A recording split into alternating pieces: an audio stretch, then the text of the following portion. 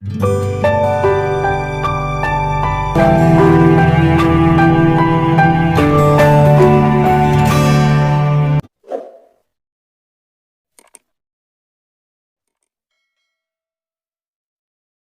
Isa agamanya Islam, sedangkan kitab yang turun pada Nabi Isa Injil. Sekarang kitab yang diyakini umat Kristiani adalah Injil. Islam artinya berserah diri kepada Allah. Makanya Nabi Ibrahim itu Islam. Makana Ibrahimu Yahudiyan, Ibrahim bukan Yahudi, wala Nasraniyan, bukan Nasrani, walakin kana hanifan musliman, Muslim, berserah diri kepada Allah. Musa Muslim, Sulaiman Muslim. Makanya kata Ratu Bilqis, aslamtu ma'a Sulaiman, aku masuk Islam bernama Sulaiman. Nabi-nabi itu agamanya Islam. Salam teman-teman sekalian, berjumpa kembali dengan saya Arif Kule di channel TV Laskar Kristus ini. Ini channel yang kita bersama. Jangan lupa dukung dengan cara subscribe, like, dan komen, serta share video-video daripada channel ini. Terima kasih teman-teman sekalian.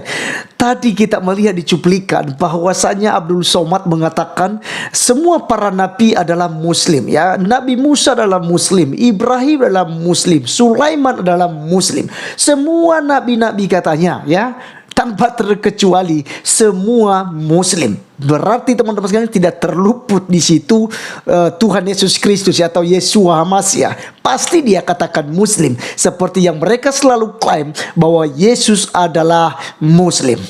Nah teman-teman sekalian, kita dulu harus bisa belajar ya bersama tentang kata muslim dan juga Islam. Muslim, ya, menurut penjelasan Abdul Somad tadi, yaitu berserah diri, ya. Sedangkan Islam teman-teman itu sebuah agama yang dibawa oleh Nabi Muhammad. Nah, kalau Muslim, ya, berserah diri, lalu berdasarkan itulah dianggap para nabi sebagai Muslim, ini keliru teman-teman sekalian. Ini keliru, ya.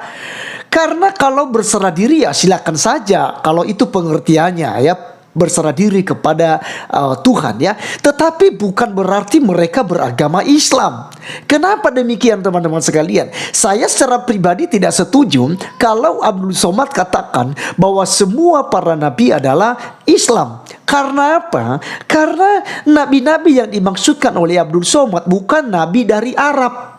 Kalau seandainya Abdul Somad mengatakan Nabi Muhammad adalah Islam, kemudian itu pengikut Nabi Muhammad adalah Islam, saya setuju 100% dan juga saya tidak bantah. Bahkan saya tidak mungkin buat video ini. Tetapi karena yang diklaim oleh Abdul Somad bahwa semua nabi-nabi Bani Israel adalah Islam, makanya saya buat video berikut ini.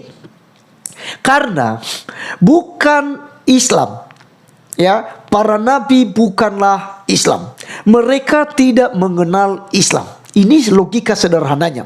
Musa tidak mengenal Islam. Ibrahim atau Abraham tidak mengenal Islam. Sulaiman ataupun Salomo tidak mengenal Islam. Raja Daud tidak mengenal Islam.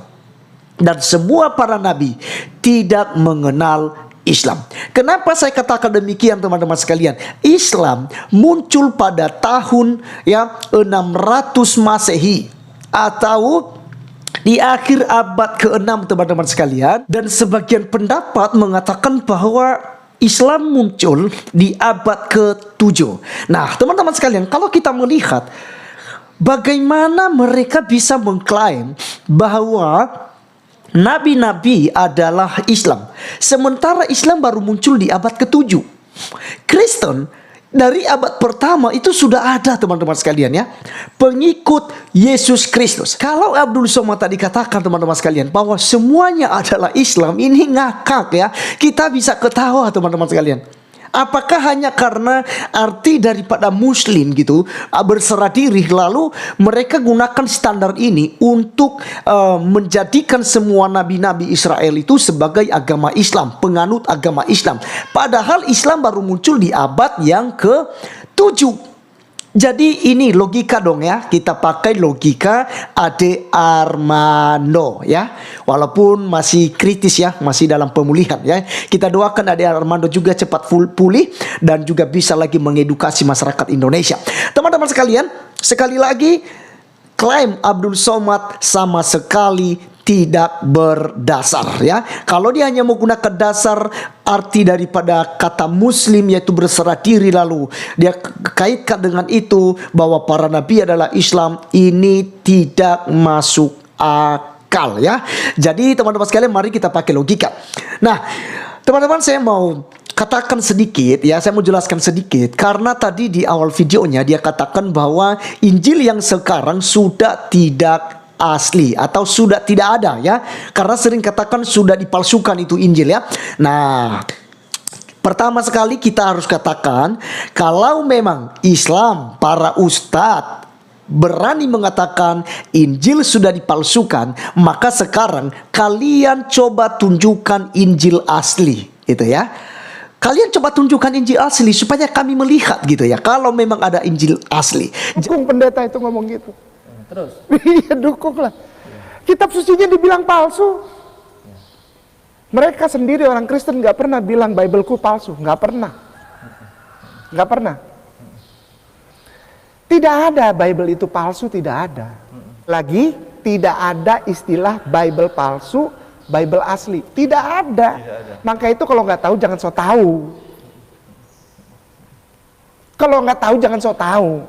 Jangan ambil Injil Barnabas yang memang sama sekali bukan Injil gitu ya. Ya, jadi ini hanya klaim-klaim omong kosong. Nah, teman-teman sekalian, apakah ya tulisan-tulisan dari kitab Matius, Markus, Lukas, Yohanes dan juga 14 kitab ya, atau kitab-kitab Rasul Paulus ya, teman-teman sekalian, surat-surat Rasul Paulus itu benar-benar berkaitan dengan Injil yang asli atau tidak? Ya, saya mau katakan itu adalah Injil asli. Karena Injil itu berbicara tentang kelahiran, kematian, kebangkitan Tuhan Yesus Kristus. Jadi Injil itu bukan berbicara tentang kitab yang diturunkan oleh Tuhan, diberikan kepada manusia. Bukanlah demikian.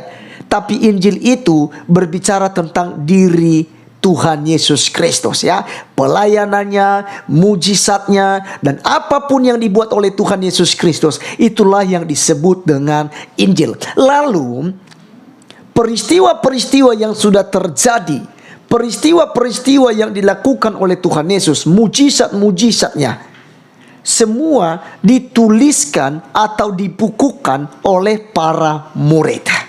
Ya, makanya ada Injil Matius. Jadi Injil Matius ya, penulis menuliskannya menurut perspektifnya atau menurut pandangannya. Lalu Markus sama juga menulis tentang sosok yang sama, yaitu Tuhan Yesus Kristus. Kemudian Lukas juga melihat pandangan yang berbeda dari kedua Injil itu. Lalu ke Injil Yohanes juga sama ya, dan intinya mereka sama-sama menceritakan, membukukan, menuliskan kepada kita supaya kita bisa belajar di dalamnya dan kita bisa beriman di dalamnya, yaitu tentang Tuhan Yesus Kristus ya. Mulai dari kelahiran, kematian, kebangkitan dan pelayanan Yesus Kristus dimuatlah dalam Injil Matius, Markus, Lukas dan Yohanes ini.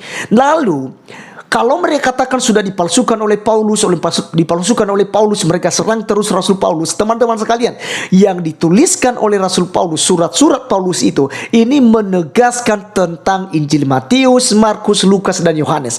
Rasul Paulus beranjak dari situ. Dia meneruskan kembali, dia meriwayatkan kembali dalam penginjilannya di Asia. Bahkan ya, sampai kepada kita hari ini ya, surah-surah Rasul Paulus kita baca, kita belajar. Nah, kenapa semua itu dibukukan teman-teman sekalian? Supaya kita tahu bahwa pribadi yang diberitakan itu adalah Yesus Kristus, Sang Juru Selamat dunia. Kenapa Yesus Kristus menjadi Juru Selamat dunia? Karena Yesus sendiri dari semua nabi, bahkan termasuk Muhammad, tidak berani berkata, "Akulah jalan dan kebenaran dan hidup." Tidak ada satu satu pun yang bisa datang kepada Bapa kalau tidak melalui aku.